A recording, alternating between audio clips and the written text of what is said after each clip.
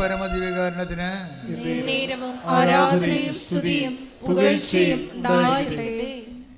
ഇതാണ് എൻ്റെ മക്കളെ ഒരു ഉടമ്പടി ഫോർമാറ്റ് എന്ന് പറയുന്നത്. അതായത് ദൈവം ആ ഒരു ഫയൽ എടുത്തു കഴിയുമ്പോൾ, നമ്മളെ അച്ഛൻ മുമ്പ് പറഞ്ഞത് എന്താണ്, നിങ്ങൾ ഉടമ്പടി ജീവിതത്തിന് ശേഷം, ഉടമ്പടി കാലഘട്ടത്തിന് ശേഷം നിങ്ങൾ എങ്ങനെ ജീവിക്കും എന്നുള്ളതിന് സത്യവാങ്മൂലം, ഒരു മൗന സത്യവാങ്മൂലം ദൈവത്തിന് കൊടുക്കണം. എന്നാൽ കുറച്ച് കാര്യം കുറച്ച് എളുപ്പമാവും ഈ സംഭവം. നമ്മുടെ മുഴുവൻ പ്രശ്നം, പല പ്രാർത്ഥനകളും ഉടമ്പടി പ്രാർത്ഥന ഉത്തരം താമസിക്കാൻ കാരണം ഉടമ്പടി കാലത്തിന് ശേഷമുള്ള അസസ്മെൻറ്റ് വളരെ പൂറായത് കൊണ്ടാണ്. നിങ്ങൾ പഴയ ബോറന്മാരായിട്ടും ദൈവത്തിന് ഇറക്കാത്ത ആൾക്കാരായിട്ട് ജീവിക്കാനായിട്ട് ദൈവത്തിന് അറിയാം. ഉടമ്പടി കാലത്തിന് ശേഷം നിങ്ങൾ ഇതിനേക്കാൾ മോശമായ ജീവിതം 10 പൈസ കൈ വന്നു കഴിയുമ്പോൾ പിന്നെ നിങ്ങൾക്ക് നിങ്ങളുടെ ആഡംബരം കാണിച്ചു, ആളുകളിയായി, അഹങ്കാരമായി, ദൈവത്തിനെ മറന്ന് ജീവിക്കണ ദൈവത്തിന് നേരത്തെ ദൈവത്തിൻ്റെ റിസൾട്ട് ഉള്ളതാണ്. നമ്മളുടെ മുമ്പിലുള്ളൊരു ഓപ്ഷൻ എന്ന് പറയുന്നത് ദൈവത്തിൻ്റെ നമ്മുടെ ഭാവിയെക്കുറിച്ചുള്ള ഫയല് തലവിധി തിരുത്തുക എന്നുള്ളതാണ് നമ്മുടെ ചലഞ്ച്. ഉണ്ട് what is the challenge of the spiritual life? നിങ്ങളുടെ മുമ്പിലുള്ള ഒരു വെല്ലുവിളി എന്താണ്? നിങ്ങളുടെ ഇനിയുള്ള ശേഷിച്ച ജീവിതകാലത്തെക്കുറിച്ച് ദൈവത്തിരുസേന ഓൾറെഡി റെക്കോർഡായിട്ട് പോയിട്ടുള്ള വിഷയങ്ങളിൽ ദൈവത്തിന് നിരക്കാത്തത് വല്ലതും ഉണ്ടെങ്കിൽ തിരുത്തണം. നിങ്ങൾ മനസ്സിലായോ? നമ്മുടെ തലവിധി നമുക്ക് തന്നെ തിരുത്താൻ പറ്റും.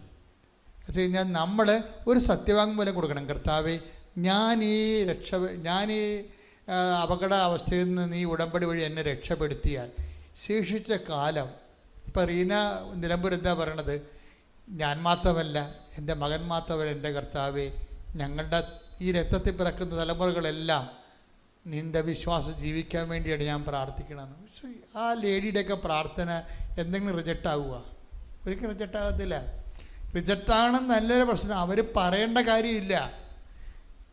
അവർ പറയേണ്ട കാര്യമില്ലെന്ന് പറഞ്ഞു കഴിഞ്ഞാൽ അവൻ്റെ മകനും ഇത് കഴിഞ്ഞിട്ട് ഞാൻ പറഞ്ഞില്ലേ, അവരുടെ മകന് കുറേ പ്രശ്നം, ഹോസ്പിറ്റലിൽ ഭക്ഷണമൊക്കെ കഴിച്ച് വയറൊക്കെ പോയി, അവൻ്റെ പനി ഛർദിലും പിടിച്ച് അജീർണമൊക്കെ ആയി, അവരെ ക്ലാസ്സിൽ പങ്കെടുക്കാൻ പറ്റില്ല, അവൻ്റെ പരീക്ഷ കുലച്ചു പോയെന്ന് പറയുമ്പോൾ തന്നെ അവൻ പറയും, ഞാൻ എപ്പോഴും പിന്നെയും പഠിച്ചുകൊണ്ടിരിക്കും, ഞാൻ പട്ടിണിയാണെങ്കിലും ഞാൻ പറ്റുന്ന പോലെയൊക്കെ പോകും, എനിക്ക് നിവർത്തിയില്ലാത്ത സമയത്ത് ഞാൻ കോളേജിൽ പോകാതിരുന്നുള്ളൂ. പക്ഷേ എനിക്കപ്പോൾ അറ്റൻഡൻസും പോയി, പലപ്പോഴും എനിക്ക് മെഡിക്കൽ സർട്ടിഫിക്കറ്റ് ഹാജരാക്കിയാണ് പരീക്ഷ ചെയ്തത്. ഇത് പൂർത്തിയാക്കാൻ പറ്റുമോ എന്ന് എനിക്കൊരു ഐഡിയ ഇല്ല. പിന്നെ എനിക്ക് ആപ്പോഴുള്ള ഐഡിയ എന്താണ്, എൻ്റെ അമ്മ പ്രാർത്ഥിക്കുന്നുണ്ടെന്നാണ്. അതാണ് ആ മക്കൾ പോണ കണ്ടത്. ആകപ്പാടെ എനിക്കുള്ളൊരു ഐഡിയ എന്താണ്, എൻ്റെ അമ്മ ദൈവത്തിൻ്റെ ആളാണ്. അതുകൊണ്ട് അമ്മ പറഞ്ഞാൽ എന്തെങ്കിലും എൻ്റെ ജീവിതത്തിൽ ഒരു മേൽഗതി എനിക്കുണ്ടാകും. അതുകൊണ്ട് ഞാൻ പറ്റുന്ന പോലെ ഞാൻ പരിശ്രമിച്ച് പോവുകയാണ് ചെയ്തത്. എന്നിട്ട് എന്ത് ചെയ്യുകയെന്ന് വെച്ച് കഴിഞ്ഞാൽ, പക്ഷെ ആ ചാപ്റ്റർ ക്ലോസ് ചെയ്യുമ്പോൾ ഈ മകനെ പ്രതി പ്രാർത്ഥിച്ചും ജീവിച്ചും ഇവർ ബലം പ്രാപിക്കുന്നുണ്ട് ദൈവസന്നിധിയിൽ. മകനും അതുപോലെ തന്നെ ബലം പ്രാപിക്കുന്നുണ്ട് കർത്താവിൻ്റെ കൃപയിൽ. പഠനത്തിൽ പ്രശ്നമുണ്ട്, ആരോഗ്യത്തിൽ പ്രശ്നമുണ്ടെങ്കിലും ആത്മീയതയിൽ പ്രശ്നമില്ല അവന്. കാര്യം എന്താ, അവൻ ഈ അമ്മയുടെ മകനാണ്. അതാണ് പ്രശ്നം.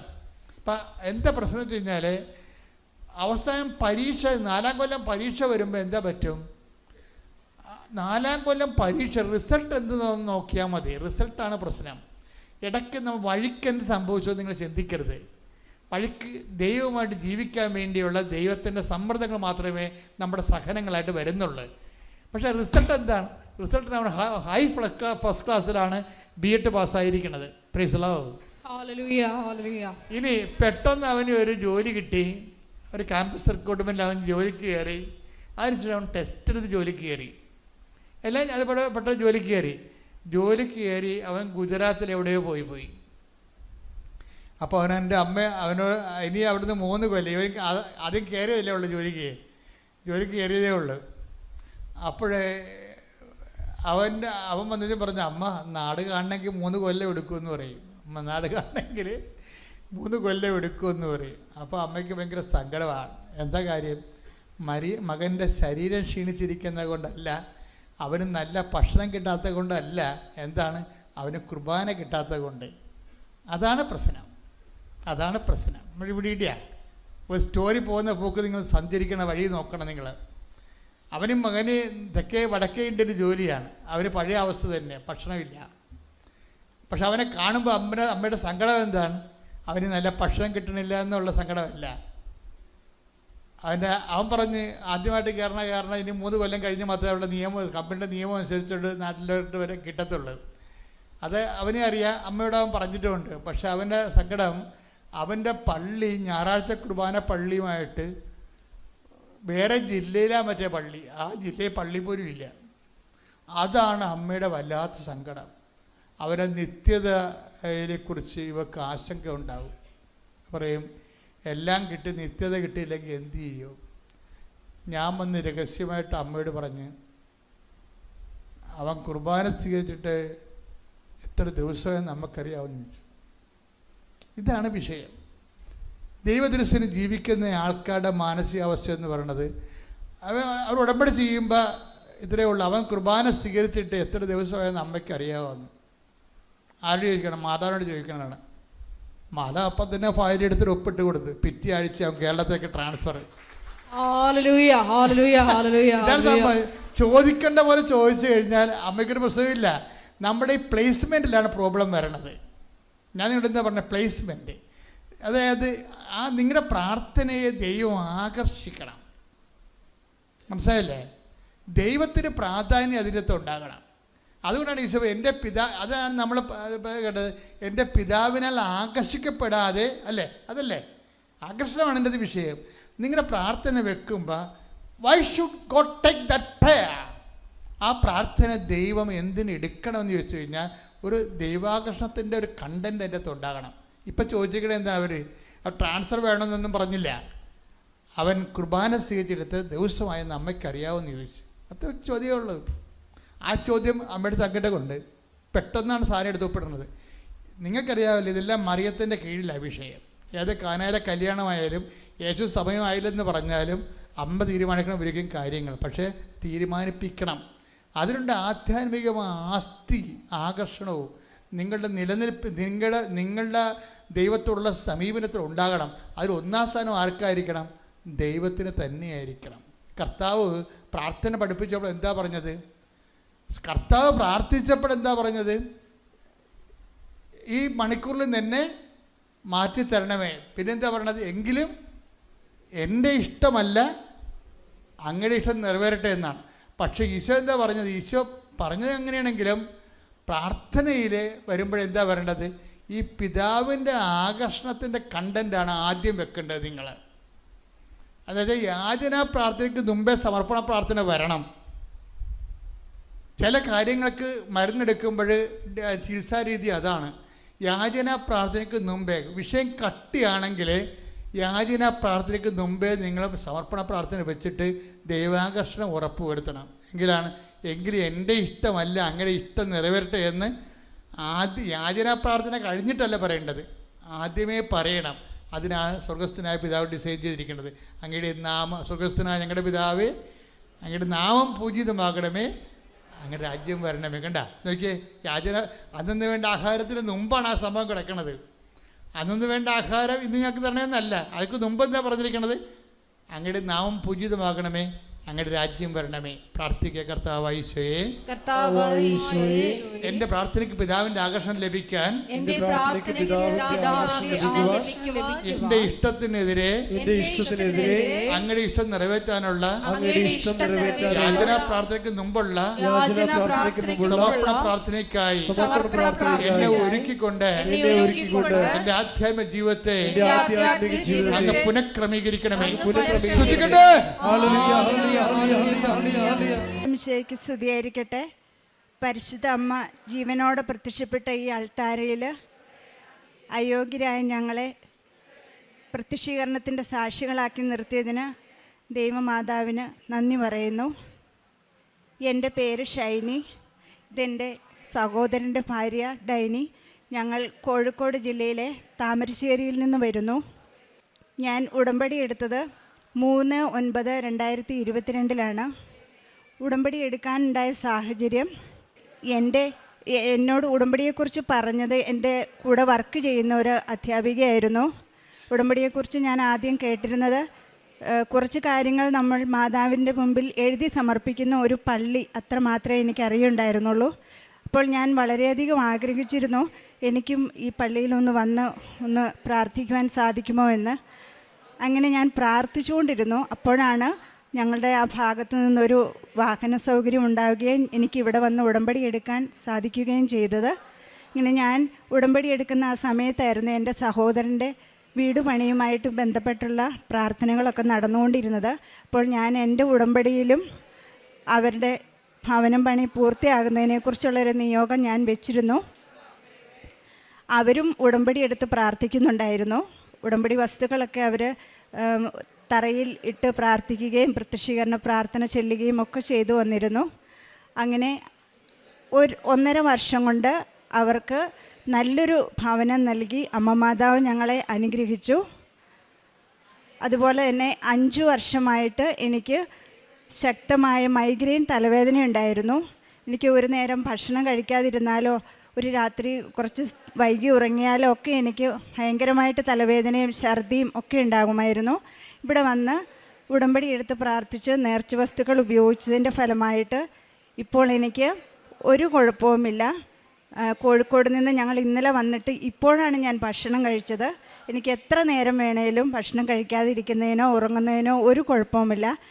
എല്ലാം എനിക്ക് അമ്മ മാതാവ് വഴി ഈശോ തന്ന അനുഗ്രഹമാണ്. 1000 നന്ദി പറയുന്നു. അതുപോലെ തന്നെ വിശുദ്ധ വസ്തുക്കൾ ഉപയോഗിച്ച് ഒരു അതിഭയങ്കരമായ പ്രകൃതി ദുരന്തത്തിൽ നിന്ന് ഞങ്ങളെ മാതാവ് കാത്തു സംരക്ഷിക്കുകയുണ്ടായി. നമുക്കെല്ലാവർക്കും അറിയാം, ചൂരൽമല ഉരുൾപൊട്ടലിൻ്റെ സമയത്ത് അന്ന് രാത്രിയിലായിരുന്നു. ഞങ്ങളുടെ വീടിൻ്റെ മുറ്റത്ത് നിന്നിരുന്ന ഒരു വലിയ മരം തേക്ക് കാർ ഷെഡിൻ്റെ മുകളിലേക്ക് മറിഞ്ഞു വീഴുകയും പക്ഷേ വാഹനത്തിനോ കെട്ടിടത്തിനോ യാതൊരു പോറൽ പോലും ഏൽക്കാതെ അമ്മ മാതാവ് എടുത്തു വെച്ചതുപോലെയായിരുന്നു ആ വലിയ മരം ഞങ്ങളുടെ മുറ്റത്ത് കിടന്നത്. അന്ന് തന്നെ കരണ്ടൊക്കെ പോയി ഞങ്ങൾ രാത്രി കയറി ഉറങ്ങാൻ വീണ്ടും കിടന്നു. അപ്പോൾ എനിക്ക് ശക്തമായ ഒരു പ്രേരണ ഇങ്ങനെ ഉള്ളിൽ നിന്ന് ആരോ പറയുന്നു, നീ എഴുന്നേറ്റ് മുറിയിലേക്കൊന്ന് നോക്കൂ ഇങ്ങനെ ശക്തമായ തോന്നൽ വന്നുകൊണ്ടിരുന്നു. അപ്പോൾ ഞാൻ എൻ്റെ ഹസ്ബൻഡിനെ വിളിച്ച് ടോർച്ചടിച്ച് നോക്കുമ്പോൾ ഒരു പാമ്പ് ഞങ്ങൾ കിടക്കുന്ന റൂമിലേക്ക് കയറി വരുന്നുണ്ടായിരുന്നു. തക്ക സമയത്ത് അമ്മയാണ് അത് ഞങ്ങളെ കാണിച്ചു തന്നതെന്ന് ഞാൻ പൂർണ്ണമായും വിശ്വസിക്കുന്നു. ഞങ്ങളുടെ വീട് ഒരു താഴ്ന്ന പ്രദേശത്തായതിനാൽ ഞാൻ എപ്പോഴും വെഞ്ചരിച്ച ഉടമ്പടി വസ്തുക്കൾ ഉപയോഗിച്ച് പ്രാർത്ഥിക്കുമായിരുന്നു. വെള്ളത്തിൻ്റെയും പ്രകൃതി ദുരന്തത്തിൻ്റെയും ഒന്നും ശല്യം ഉണ്ടാവില്ലേ എന്ന്. ഉടമ്പടി നേർച്ച വസ്തുവായ ഉപ്പ് ഞാൻ എൻ്റെ വീടിൻ്റെ ചുറ്റുമിട്ട് പ്രാർത്ഥിക്കുമായിരുന്നു. അമ്മയുടെ ശക്തമായ സംരക്ഷണത്താലാണ് ഞങ്ങൾ അന്ന് രക്ഷപ്പെട്ടതെന്ന് ഞാൻ ഉറച്ചു വിശ്വസിക്കുന്നു. അതുപോലെ തന്നെ ഞാനൊരു അധ്യാപികയാണെന്ന് ഞാൻ പറഞ്ഞല്ലോ.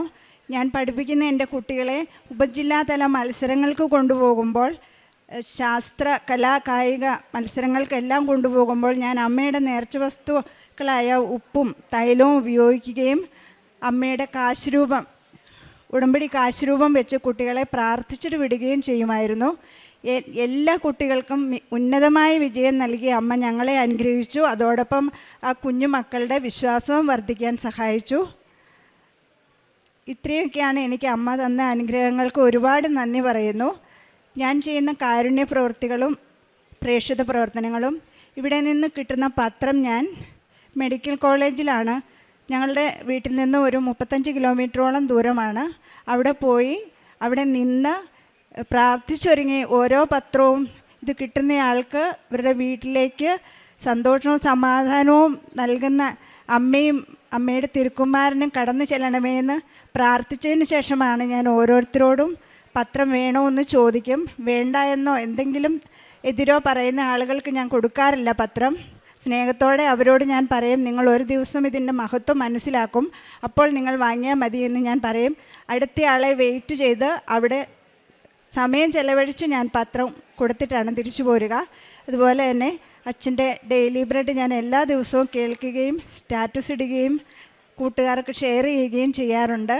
എല്ലാ ആഴ്ചത്തെയും ഉടമ്പടി ധ്യാനം ഞാൻ അതാത് ദിവസങ്ങളിൽ തന്നെ കണ്ടു തീർക്കുകയും സ്റ്റാറ്റസ് ഇടുകയും ഷെയർ ചെയ്യുകയും ചെയ്യാറുണ്ട്. സാക്ഷ്യങ്ങൾ ഞാൻ എല്ലാ ദിവസവും 3 എണ്ണമെങ്കിലും ചുരുങ്ങിയത് എല്ലാ ദിവസവും ഞാൻ കേൾക്കാറുണ്ട്. അതുപോലെ കാരുണ്യ പ്രവൃത്തികളായിട്ട് ഞാൻ ചെയ്യുന്നത്, ഞങ്ങളുടെ വീടിനടുത്തുള്ള അനാഥാലയങ്ങളിൽ എന്നാൽ കഴിയുന്ന സഹായം ഞാൻ ചെയ്തു കൊടുക്കാറുണ്ട്. വയോജനങ്ങളെ നോക്കുന്ന ഒരു സ്ഥലമുണ്ട്. അവിടെ ഞാൻ ഇടയ്ക്കിടയ്ക്ക് പോയി അമ്മമാരെ കുളിപ്പിക്കുന്നതിനും അവരോട് സംസാരിക്കുന്നതിനും ഒക്കെ സമയം കണ്ടെത്താറുണ്ട്. പിന്നെ ഞങ്ങളുടെ കുട്ടികളുടെ പിറന്നാളോ അതുപോലുള്ള വിശേഷങ്ങളോ ഒക്കെ വരുമ്പോൾ ഞങ്ങൾ വീട്ടിലൊന്നും ഉണ്ടാക്കാറില്ല. കേക്കും മധുരപലഹാരങ്ങളും ഒക്കെ ഞാൻ ബുദ്ധിമാന്യമുള്ള കുട്ടികളെ നോക്കുന്ന ഒരു സ്ഥാപനത്തിലേക്ക് ആ കുട്ടികൾക്കാണ് കൊണ്ടു കൊടുക്കാറുള്ളത്. ഇത്രയുമൊക്കെ അനുഗ്രഹങ്ങൾ ഞങ്ങളുടെ ജീവിതത്തിൽ തന്ന അമ്മ മാതാവിനും ഈശോയ്ക്കും 1000 നന്ദി പറയുന്നതോടൊപ്പം എൻ്റെ സഹോദരിക്ക് ഒരു വാക്ക് സംസാരിക്കാൻ ഞാൻ കൊടുക്കുന്നു. എൻ്റെ പേര് ഡൈനി. ഞങ്ങൾ കോഴിക്കോട് ജില്ലയിലെ താമരശ്ശേരി രൂപതയിൽ നിന്ന് വരുന്നു. ഞാൻ 2022 ഫെബ്രുവരി 28 ഉടമ്പടി എടുത്തത്. ഞങ്ങളുടെ വീട് പണിക്ക് മുന്നോടിയായി എനിക്ക് ഉടമ്പടി എടുക്കണമെന്ന് വലിയ ആഗ്രഹമായിരുന്നു. അങ്ങനെ ഞങ്ങൾ മാർച്ച് 3 ഞങ്ങളുടെ വീടിൻ്റെ പണി ആരംഭിച്ചു. മാതാവിൻ്റെ നേർച്ച വസ്തുക്കളായ ഉപ്പും തൈലവും ഞങ്ങൾ ആ വീട് പണിയുടെ സമയത്ത് ഞങ്ങളുടെ വീടിൻ്റെ തറയിൽ ഉപയോഗിക്കുമായിരുന്നു. എല്ലാ ദിവസവും ഞങ്ങൾ സന്ധ്യാപ്രാർത്ഥനയ്ക്ക് ശേഷം നേർച്ച വസ്തുക്കളുമായി പോയി ഇവിടുത്തെ പ്രത്യക്ഷീകരണ പ്രാർത്ഥനയും വിശ്വാസ പ്രമാണവും ചൊല്ലി പ്രാർത്ഥിക്കുമായിരുന്നു. ഞങ്ങളുടെ വീടിൻ്റെ പണി നടന്നുകൊണ്ടിരുന്നപ്പോൾ അതിൻ്റെ തറ മുതൽ അതിൻ്റെ വാർപ്പ് പണി എല്ലാ സ്ഥലങ്ങളിലും ഞങ്ങൾ മാതാവിൻ്റെ കാശുരൂപം വെക്കുമായിരുന്നു. ഞങ്ങൾ ഓരോ പണി കഴിയുമ്പോഴും മുന്നോട്ട് എങ്ങനെ പോകുമെന്നറിയാൻ മേലാത്ത അവസ്ഥകളിൽ ഒത്തിരി ആളുകൾ ഞങ്ങളെ സാമ്പത്തികമായി സഹായിക്കുകയും ഞങ്ങളുടെ ഈ പണിയിൽ ഞങ്ങളുടെ വീടിൻ്റെ അടുത്തുള്ള ഒരു വ്യക്തി ഞങ്ങൾ എങ്ങനെ ഈ പണി മുന്നോട്ട് കൊണ്ടുപോകണം, ഞങ്ങൾക്ക് അറിയത്തില്ലല്ലോ, ചെറിയ ഓരോ പണികളും മുന്നോട്ട് കൊണ്ടുപോകാൻ, അതിന് ഞങ്ങളെ സഹായിക്കാൻ ഒരു വ്യക്തി നിരന്തരം ഞങ്ങളുടെ കൂടെ നിന്നു. അത് പരിശുദ്ധ അമ്മ തന്നെ ഞങ്ങൾക്ക് ഏർപ്പാടാക്കി തന്നതാണെന്ന് ഞങ്ങൾ വിശ്വസിക്കുന്നു. അങ്ങനെ മാതാവിൻ്റെ അനുഗ്രഹത്താൽ 1.5 വർഷം കൊണ്ട് വളരെ മനോഹരമായി എല്ലാ പണികളും തീർത്ത് ഞങ്ങളുടെ സുന്ദരമായ ഭവനത്തിൽ ഞങ്ങൾക്ക് കയറി താമസിക്കുവാൻ സാധിച്ചു. എല്ലാവരും ഈ വീട് കണ്ടിട്ട് പറയുന്നത് കൃപാസന മാതാവിൻ്റെ സമ്മാനമാണ് ഈ വീട് എന്നാണ്. പരിശുദ്ധ അമ്മയ്ക്കും ഈശോയ്ക്കും 1000 നന്ദി. ഈശോയ്ക്കും പരിശുദ്ധ അമ്മയ്ക്കും എന്നെ ഉടമ്പടി സാക്ഷിയാക്കിയതിന് 1000 നന്ദി. എൻ്റെ പേര് മെർലി. ഞാൻ വരുന്നത് വരാപ്പുഴ പുത്തൻവളി ഇടവക അംഗമാണ്. ഞാനിവിടെ ഉടമ്പടി ആദ്യമായി എടുത്തത് 9/2/21 ഞാൻ ആദ്യമായിട്ട് ഇവിടെ വന്നത് 2017 എൻ്റെ ഒരു കൂട്ടുകാരത്തിയുടെ ഒപ്പമാണ് ഞാൻ വന്നത്. ഇത് ചേച്ചിയുടെ മകളാണ്. ഈ മകൾക്ക് വിവാഹം കഴിഞ്ഞ് 5 വർഷമായിട്ടും കുഞ്ഞുങ്ങളൊന്നും ഉണ്ടായിരുന്നില്ല. ഡോക്ടറെ കാണിച്ചിരുന്നെങ്കിലും മരുന്നുകളൊന്നും കഴിച്ചില്ല. എന്നാൽ പോലും കുട്ടികളുണ്ടായിരുന്നില്ല. ഞാൻ ഉടമ്പടിയിൽ ആ മകൾക്ക് വേണ്ടി നിയോഗം വെച്ച് പ്രാർത്ഥിച്ചു. അതിൻ്റെ ഫലമായി ഉപ്പും തേനും കാശുരൂപവും കൊടുത്ത് അവളോടും പ്രാർത്ഥിക്കാൻ ഞാൻ പറഞ്ഞിരുന്നു. രാവിലത്തെ പ്രാർത്ഥനയിൽ എൻ്റെ വയറ്റത്തെ ഉടമ്പടി തൈലം പുരട്ടി ആ മകൾക്ക് വേണ്ടി ഞാൻ പ്രാർത്ഥിച്ചു. ഈ ജൂലൈ മാസം 12 രാവിലെ, ശനിയാഴ്ചയായിരുന്നു മാതാവ് തന്നത്. രാവിലെ അവൾക്ക് വയറുവേദന വരികയും ഹോസ്പിറ്റലിൽ കൊണ്ടുപോവുകയും ചെയ്തു. അവിടെ ചെന്നപ്പോൾ കുട്ടിക്ക് അനക്കക്കുറവുണ്ടെന്ന് പറഞ്ഞു. ഞാൻ 2 തിരിയും കത്തിച്ച് മാതാവിനോട് പ്രാർത്ഥിച്ചു. അതിൻ്റെ ഫലമായി കുറച്ച് കഴിഞ്ഞപ്പോൾ തന്നെ സർജറി നടന്ന്, സർജറിയിലൂടെ അമ്മ ഒരു പൂർണ്ണ ആരോഗ്യമുള്ള ഒരു മകളെ തന്നെ തന്ന് ഞങ്ങളെ അനുഗ്രഹിച്ചു. പ്രേക്ഷിത പ്രവർത്തനമായിട്ട് ഞാനിവിടെ എല്ലാ മാസവും മുടങ്ങാതെ ഇവിടെ വരികയും പത്രം വാങ്ങിച്ച് എല്ലായിടത്തും നടന്ന് കൊടുക്കുകയും ചെയ്തു. വീടുകളിലും വഴികളിലും എല്ലാവർക്കും കൊടുക്കും. എല്ലാവരോടും എനിക്ക് കിട്ടിയ ഓരോ അനുഗ്രഹങ്ങൾ ഞാൻ പറയുകയും ചെയ്യാറുണ്ട്. ഇപ്പോൾ എല്ലാവരും എന്നോട് ചോദിക്കും ഉപ്പ തേന കൊടുക്കുമെന്ന്. അപ്പോൾ ഞാൻ അവർക്കെല്ലാം അത് വാങ്ങിക്കൊടുക്കുകയും ചെയ്യാറുണ്ട്. അവർക്കെല്ലാവർക്കും വേണ്ടി ഞാൻ പ്രാർത്ഥിക്കുന്നു. കാരുണ്യ പ്രവൃത്തിയായിട്ട് ഞാൻ ഓർഫനേജിൽ പോവുകയും രോഗികൾക്ക് എന്ത് സഹായം വേണമെങ്കിലും എന്നെ കൊണ്ടാവുന്ന വിധം ആഴ്ചകളിലെ മാസത്തിലായാലും ഞാൻ എന്ത് കൊടുക്കാറുണ്ട്. രോഗികളെ സന്ദർശിക്കുകയും ചെയ്യും. ആർക്കെല്ലാം വേണ്ടി ഞാൻ പ്രാർത്ഥിച്ചിരിക്കുന്നുവോ അവർക്കെല്ലാവരും നല്ല അനുഗ്രഹങ്ങൾ കിട്ടുകയും അവർ എന്നോട് വിളിച്ചു പറയുകയും ചെയ്യും ഇന്ന കാര്യങ്ങൾ നടന്നു എന്ന്. ഒരുപാട് അനുഗ്രഹങ്ങൾ മാതാവ് നൽകി ഞങ്ങളെ അനുഗ്രഹിക്കുന്നുണ്ട്. ഞങ്ങളുടെ ഭവനത്തിലാണെങ്കിലും ഞങ്ങളെല്ലാ ദിവസവും എല്ലാവരും കൂടി പള്ളിയിൽ പോവുകയും പ്രാർത്ഥനയിലും എൻ്റെ ഉടമ്പടിയിൽ എൻ്റെ മക്കളും ഉറച്ചു നിന്ന് പ്രാർത്ഥിക്കുന്നുണ്ട്. എൻ്റെ പേര് ഗീതു എന്നാണ്. ഞാൻ പ്രഗ്നൻ്റ് ആയതിനു ശേഷം ആൻറ്റിയുടെ പ്രാർത്ഥന കൊണ്ടായതാണ്. അതെനിക്ക് ഉറച്ച് വിശ്വാസവും. ഞാൻ എൻ്റെ ആൻറ്റി തൈലം പുരട്ടി പ്രാർത്ഥിക്കുന്നത് മാത്രം എന്നോട് പറഞ്ഞിരുന്നില്ല. ഞാൻ അവിടെ ചെല്ലുമ്പോഴൊക്കെ തേനും ഉപ്പും ഒക്കെ എനിക്ക് തരാറുണ്ടായിരുന്നു. ഞാൻ അതിന് ശേഷം വീട്ടിൽ വന്നതിന് ശേഷവും പ്രാർത്ഥിക്കാറുണ്ടായിരുന്നു കുട്ടി ഉണ്ടാവാൻ വേണ്ടിയിട്ട്. പിന്നെ ആൻറ്റി പ്രാർത്ഥിക്കുന്നത് മാത്രം എനിക്കറിയില്ലായിരുന്നു. രാവിലെ പ്രാർത്ഥിക്കുന്നത് മാത്രം, തൈലം പുരട്ടി പ്രാർത്ഥിക്കുന്നത് മാത്രം എനിക്കറിയില്ലായിരുന്നു. അതിനുശേഷം നവംബർ 30 ഞാൻ പ്രഗ്നൻ്റ് ആണെന്ന് ആൻറ്റിയെ വിളിച്ച് പറഞ്ഞത്. അതൊരു ശനിയാഴ്ചയായിരുന്നു. എന്നിട്ട് അതിന് ശേഷമാണ് ആൻറ്റി തൈലം പുരട്ടി പ്രാർത്ഥിക്കുന്നത് ഞാൻ അറിഞ്ഞിരുന്നത്. എന്നിട്ട് നോർമലി പ്രാർത്ഥിക്കാറുണ്ടെന്ന് മാത്രമേ ഉണ്ടായിരുന്നുള്ളൂ. അതിനുശേഷം ഡെലിവറി കഴിഞ്ഞു. ഡെലിവറിക്ക് ഹോസ്പിറ്റലിലായിരുന്ന സമയത്തും കുറച്ച് പ്രോബ്ലംസ് പറഞ്ഞിരുന്നു. കുട്ടിയെ കിട്ടാൻ പ്രയാസമാണെന്ന് വരെ ഡോക്ടർ പറഞ്ഞു. അതിനുശേഷം ആൻറ്റിയെ വിളിച്ച് എൻ്റെ ഹസ്ബൻഡ് പറഞ്ഞു ആൻറ്റി പ്രാർത്ഥിക്കണമെന്ന് പറഞ്ഞു. ആൻറ്റി അപ്പം തന്നെ പ്രാർത്ഥിക്കുകയും ചെയ്തിരുന്നു. അതിനുശേഷം 11:30 ആയപ്പോഴാണ് എൻ്റെ ഡെലിവറി നടന്നത്. അതും ശനിയാഴ്ച തന്നെയായിരുന്നു. ജൂലൈ 12 ശനിയാഴ്ചയായിരുന്നു. അതിനുശേഷം ഹോസ്പിറ്റലിൽ നിന്ന് ഡിസ്ചാർജ് ചെയ്ത് വീട്ടിൽ വന്നിട്ട് കുട്ടിക്കൊരു 7 ദിവസം ഒക്കെ ആയിട്ടുണ്ടാവും. വീട്ടിൽ വന്നതിന് ശേഷം ഒരു ദിവസം ഫുള്ളായിട്ട് കുട്ടി മൂത്രം ഒഴിക്കുകയും അപ്പിയിടുകയും ചെയ്യുന്നുണ്ടായിരുന്നില്ല. രാവിലെ വൈകുന്നേരം വരെ ഞാനത് നോർമലായിട്ട് തന്നെ ആവും എന്ന് വിചാരിച്ചിരുന്നു. വൈകുന്നേരം ആയിക്കഴിഞ്ഞപ്പോൾ ആൻറ്റിയോട് ഞാൻ പറഞ്ഞു ആൻറ്റി ഇതുപോലെ കുഞ്ഞി മൂത്രം ഒഴിക്കുന്നില്ല എന്ന് പറഞ്ഞു. ആൻറ്റി അപ്പം തന്നെ എന്നെ കുട്ടിയായിട്ട് എടുത്തിട്ട് വരാൻ പറഞ്ഞു. എടുത്തിട്ട് ഞാൻ ചെന്നു. രൂപത്തിൻ്റെ നടയിൽ വെച്ച് മാതാവിനോട് പ്രാർത്ഥിച്ചതിന് ശേഷം കുട്ടിയുടെ തലയിൽ എണ്ണ പുരട്ടി തുടങ്ങിയപ്പോൾ തന്നെ കുട്ടി മൂത്രമൊഴിച്ചു. അത് എനിക്ക് ഒരിക്കലും ഇതാക്കാൻ പറ്റാത്തൊരു സാക്ഷ്യമാണ്. അതിനുശേഷം വീട്ടിലേക്ക് തിരിച്ചു പോയതിന് ശേഷം ഇതുപോലെ തന്നെ ഒരു 3 മാസം കഴിഞ്ഞു. ആൻറ്റി എന്നോട് പോവാമെന്ന് പറഞ്ഞിട്ടുണ്ടായിരുന്നു. ഞാൻ പറഞ്ഞു പോകാം, അവളൊന്നും കൂടി ആയിട്ട് പോവാമെന്ന് പറഞ്ഞു. അതിനുശേഷം ഒരു 3 മാസം കഴിഞ്ഞു. ഞാനിതുപോലെ തന്നെ ഉണ്ണി ഉറങ്ങുമായിരുന്നു. രാവിലെ എഴുന്നേറ്റിരുന്നു. ഞാൻ ബാത്റൂമിൽ പോകാൻ വേണ്ടി എഴുന്നേറ്റതാണ്. ബാത്റൂമിൽ പോകാൻ വേണ്ടി എഴുന്നേറ്റ് വന്നതിന് ശേഷം എനിക്ക് പിന്നെ ഒട്ടും ഒരടി നടക്കാൻ പറ്റാത്ത രീതിയിൽ വയറ് ഭയങ്കര വേദന തുടങ്ങി. വയറുവേദന എടുത്ത് സഹിക്കാൻ പറ്റാത്ത വേദനയായി. എന്നിട്ട് ഞാൻ ഹസ്ബൻഡിനെ വിളിച്ചപ്പോൾ ആസ്പത്രിയിൽ പോകണമെന്ന് ചോദിച്ചു. ഞാൻ പറഞ്ഞു നിനക്ക് കുറച്ചുകൂടി നോക്കിയിട്ട് പോകാമെന്ന് പറഞ്ഞു. നോക്കിയിട്ട് പോകാമെന്ന് പറയണതിൻ്റെ ഉള്ളിൽ കൂടെ തന്നെ ഞാൻ ചേട്ടനോട് പറഞ്ഞു എനിക്ക് തേനെടുത്ത് തരാൻ പറഞ്ഞു. അങ്ങനെ അവിടെ നിന്ന് തേനെടുത്ത് തന്നു. ഞാൻ പ്രാർത്ഥിച്ചതിന് ശേഷം ഇത്തിരി തേനെടുത്ത് ഞാൻ കുടിച്ചതിന് ശേഷം ഒരു 5 മിനിറ്റ് പോലും വേണ്ടി വന്നില്ല എന്നാണ്. വന്ന വയറുവേദന ഏത് വഴി പോയിന്ന് എനിക്കറിയില്ല. അത്രയ്ക്കും ഇത് എനിക്ക് നേടിത്തരുന്നുണ്ട് എനിക്ക് അതിൻ്റെ ഉള്ളിൽ കൂടെ തന്നെ.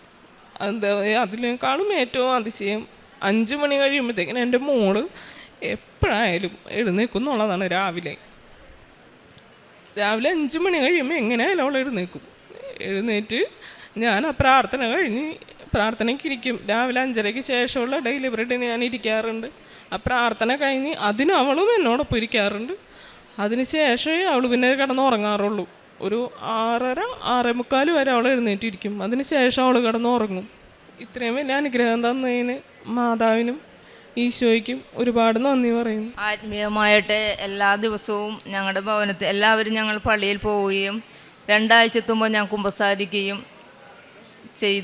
ചെയ്യുന്ന എൻ്റെ മെഴുകുതിരിയിൽ എന്നും മാതാവിൻ്റെ ഹൃദയവും തിരുഹൃദയത്തിൻ്റെ ഹൃദയവും അല്ലെങ്കിൽ പൂവുകൾ അതെല്ലാം വിരിയും. ഞാൻ എന്ത് സങ്കടത്തോട് പ്രാർത്ഥിക്കുന്നുവോ അപ്പോൾ തന്നെ അടയാളങ്ങൾ സംഭവിക്കും. എല്ലാത്തിനും അമ്മയ്ക്ക് 1000 നന്ദി സമർപ്പിച്ച് പ്രാർത്ഥിക്കുന്നു. ഇനിയും നിത്യത വരെ അമ്മയുടെ ഉടമ്പടി ജീവിച്ചോളാമെന്ന് ഞാൻ പൂർണ്ണമായും അമ്മയോട് പറഞ്ഞിട്ടുണ്ട്. ഒരിക്കലും ഉടമ്പടിയിൽ നിന്ന് ഞാൻ പോവുകയില്ല.